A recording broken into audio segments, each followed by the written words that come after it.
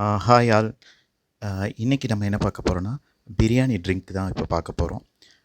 அது என்னடா பிரியாணி ட்ரிங்க் அப்படின்னா, ஆமாங்க, இது வந்து சூப்பராக இருக்கும். எதுக்காகன்னா, நம்ம நைட்டில் தான் வந்து பிரியாணி சாப்பிட்றோம், தந்தூரி சிக்கன் சாப்பிட்றோம், பார்பிக்யூ சிக்கன் சாப்பிட்றோம், எல்லாமே சாப்பிட்றோம். ஈவன் ஃப்ரைட் ரைஸ் கூட நைட்டில் தான் வந்து சாப்பிட்றோம். சிக்கன் ஃப்ரைட் ரைஸ், இலை பரோட்டா, கிளி பரோட்டான்னு சாப்பிட்டுட்டே இருக்கோம்.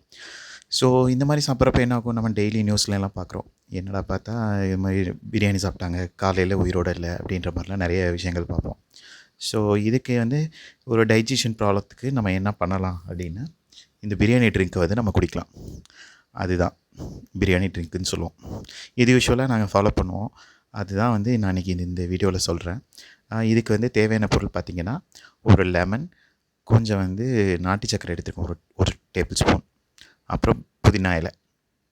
ஓகேங்களா, இதுதான். நீங்கள் வந்து நாட்டு சர்க்கரை வேணும்னா நாட்டு சர்க்கரை யூஸ் பண்ணிக்கலாம், ஒயிட் சுகர் வேணும்னா ஒயிட் சுகர் யூஸ் பண்ணிக்கலாம், அல்லது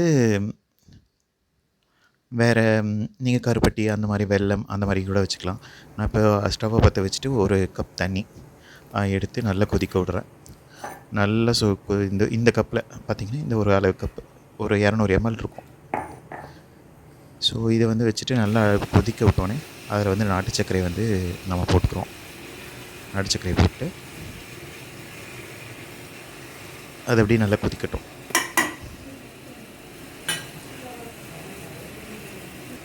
இப்போ நான் இது எனக்கு வந்து அரை மூடி லெமன் எடுத்திருக்கேன். நம்ம ஒரு லெமன் ஃபுல்லாகவே எடுக்கிறோன்னா எடுத்து புழிஞ்சிக்கலாம். எனக்கு இன்றைக்கி போதும் அரை மூடி. ஸோ அதனால் வந்துட்டு நான் அரை மூடி லெமன் வந்து எடுத்திருக்கேன். அதோடு வந்துட்டு நான் ஒரு 4-5 புதினா சேர்த்துருக்கேன்.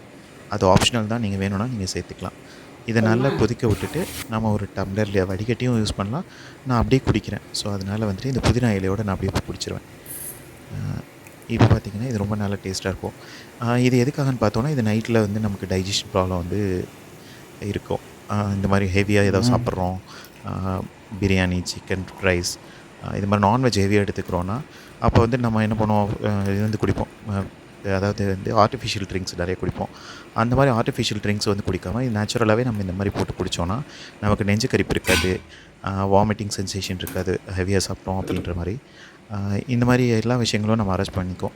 இது கொஞ்சம் குடித்தோன்னா டைஜஷன் ப்ராப்ளம் நல்லாயிருக்கும். ஸோ பெருசாக எதுவும் இது இருக்காது. வயிறும் வந்து ஃப்ரீயாக இருக்கும் காலையிலுக்கு பார்த்திங்கன்னா. ஸோ இதுக்கு பேர் தான் பிரியாணி ட்ரிங்க்னு சொல்லுவோம்.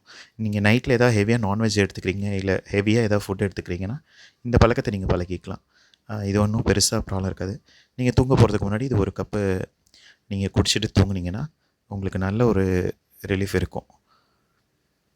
ஸோ இதுக்கு தான் வந்து பிரியாணி ட்ரிங்க்குன்ற பேர். இதை தான் யூஸ்வலாக நாங்கள் குடிப்போம். ஏன்னா இது வந்து நான் புதுசாக எதுவும் சொல்லலை.